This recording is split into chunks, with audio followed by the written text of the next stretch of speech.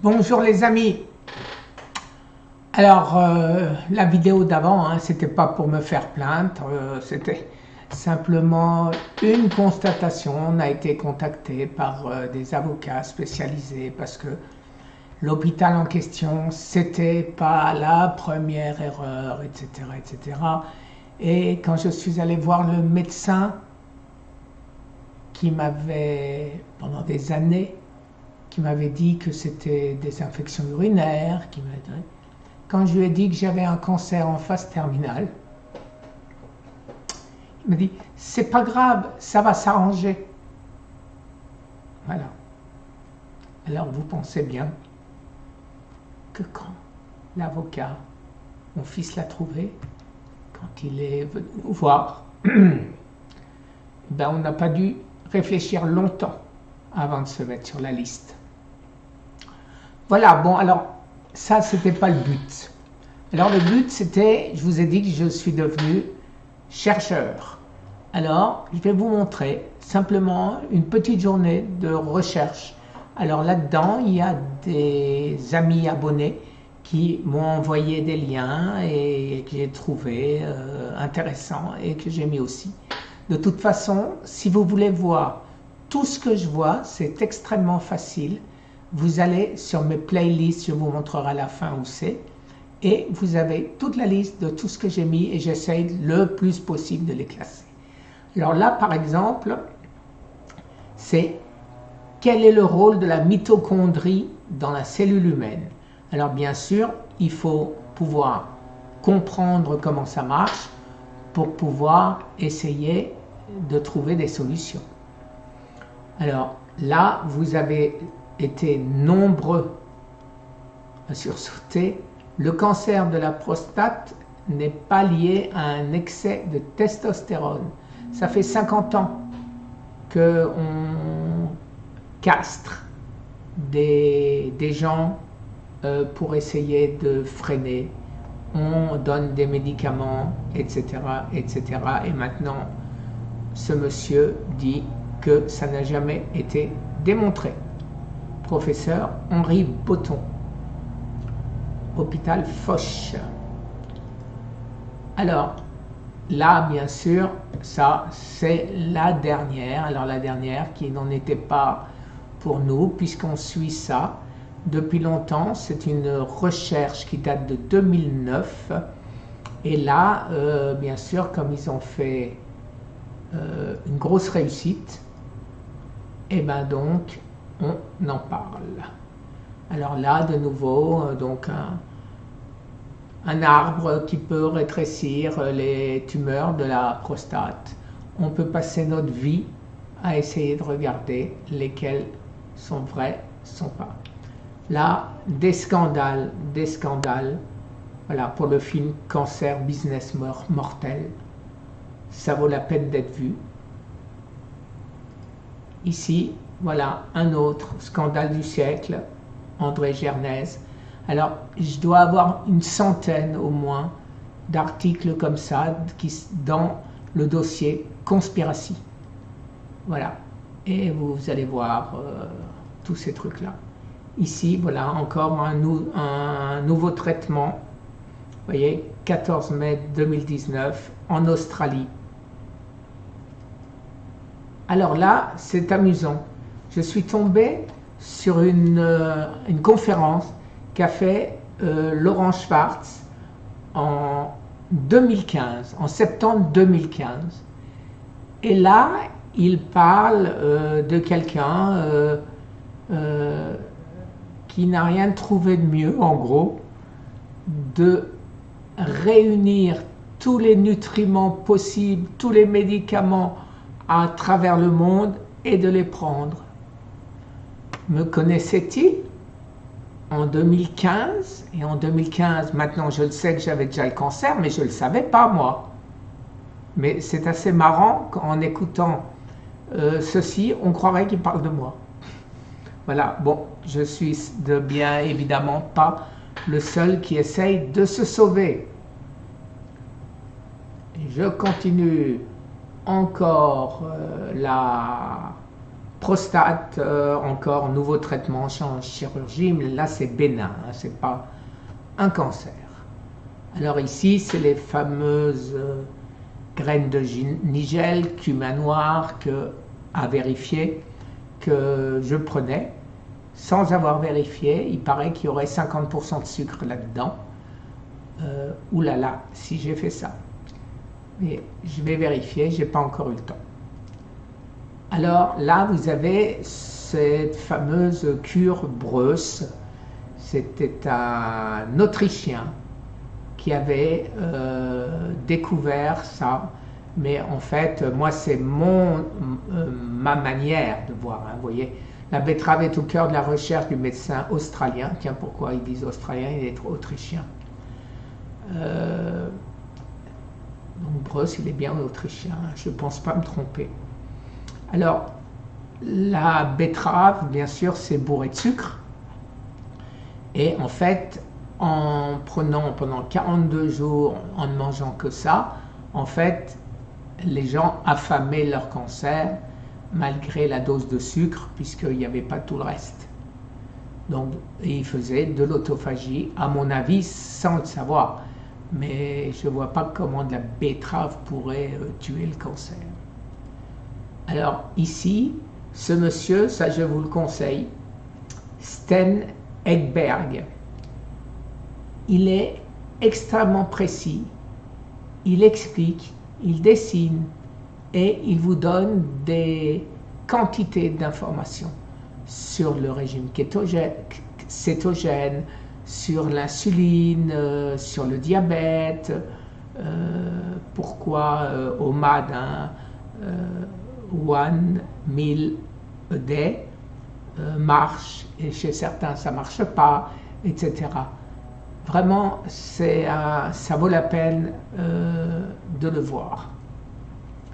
Là, vous voyez, c'est par exemple, hop, ça c'est tout ce que j'ai trouvé comme lien à regarder, puis toutes les demi-heures, toutes les 2 heures, suivant l'importance.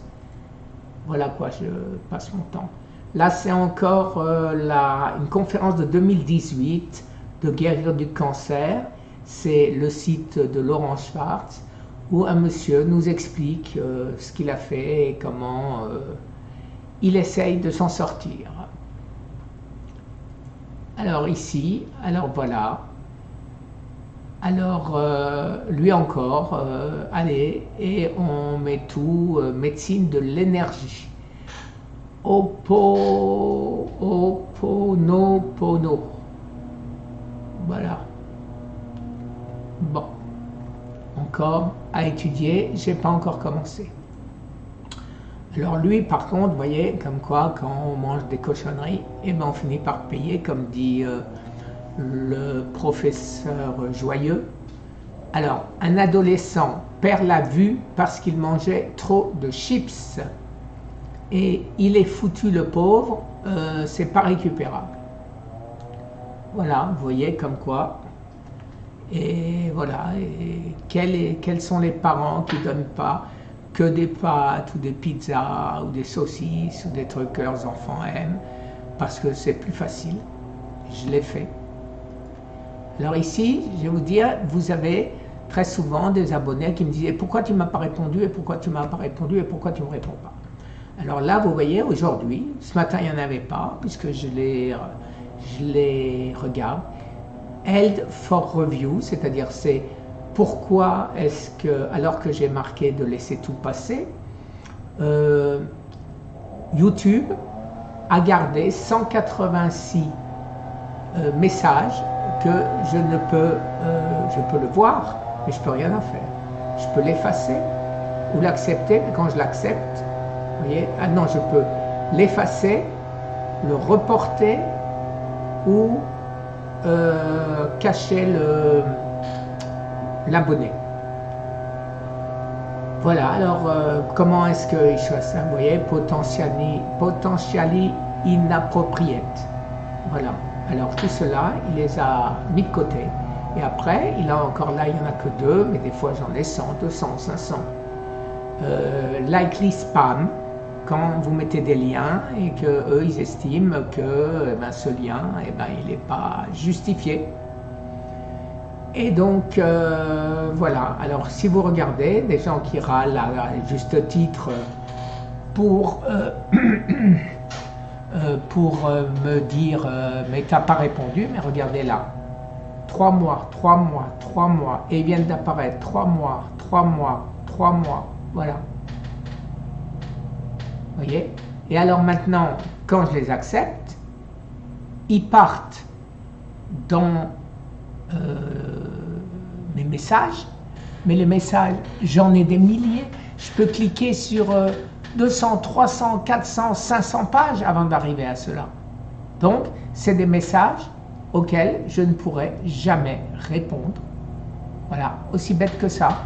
Et je tenais à vous le montrer pour que vous puissiez savoir que ce n'est pas de gaieté de cœur que je le fais. Alors maintenant, je vais vous montrer où se trouvent les playlists. Alors quand vous ouvrez... Bonjour les amis. Alors ici, vous avez des playlists. Vous voyez? Vous cliquez dessus et vous avez toutes mes playlists. Alors vous voulez regarder par exemple ce que fait le soleil. Et vous cliquez sur le soleil. Le baking soda, c'est bicarbonate de soude, j'aurais dû le marquer en français. Parkinson, trémor, c'est les tremblements.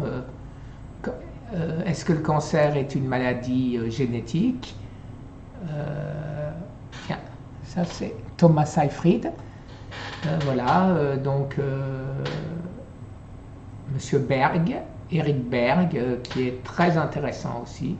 Weight Watchers, c'est inimaginable, inimaginable. Tiens, allez, je vous fais un petit plaisir.